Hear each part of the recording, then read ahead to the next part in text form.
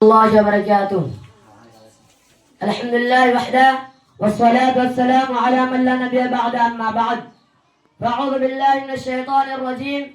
بسم الله الرحمن الرحيم. فكيف إذا جئنا من كل أمة بشهيد وجئنا بك على هؤلاء شهيدا. صدر انجمن اور معزز ساتھیوں، آج کی اس پر رونق و پربہار مجلس میں جس موضوع پر لب گشائی کی جرأت کر رہا ہوں وہ ہے خشیت الہی. خشیت کہتے ہیں اللہ رب العالمین سے ایسا خوف خانہ جس میں اس کی تعظیم ہو.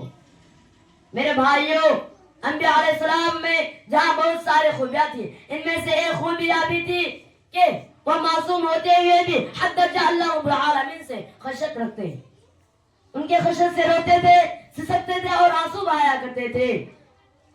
جیسا کہ اللہ تعالیٰ فرماتا ہے الذین یبلغون رسالات اللہ ویخشون، وہ پیغمبر جو اللہ کے پیغام پہنچایا کرتے تھے وہ اسی اللہ سے ڈرتے تھے. ایک دوسرے مقام پر فرماتا ہے اذا تتلی علیہ آیات الرحمن خروا وسجدا وبکیا، جب ان نبیوں پر اللہ الرحمن کی آیت تلاوت کی جاتی تھی تو سجدے میں بے اختیار گر جاتے تھے اور ان کے آنکھیں اشکبار ہو جاتے تھے. اس لیے وارثین انبیاء یعنی علماء کرام کو بھی ڈرنے کی تاکید کی گئی ہے اور یہ وضاح کر دیا ہے کہ وہ علماء دین وہی ہوں گے جو اللہ رب العالمین سے خشیت رکھتے ہیں.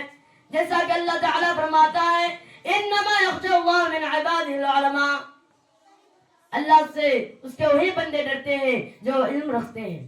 خشیت الہی ایسا صفت ہے جو انبیاء کرام کے علماء کرام حتیٰ کہ مومن کی عمدہ کی صفات میں شامل ہے.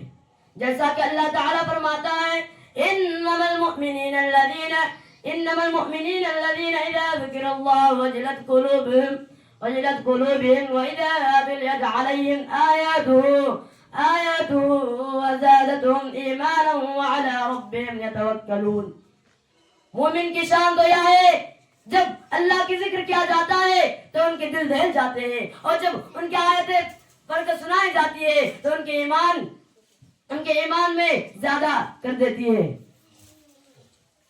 اور وہ ہر حال میں اپنے پروردگار پر بھروسہ رکھتے ہیں.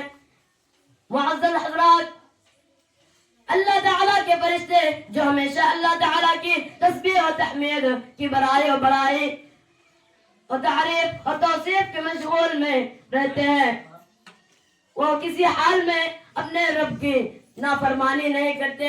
اللہ سے اتنا ڈرتے ہیں کہ ان کے بارے میں قرآن کہتا ہے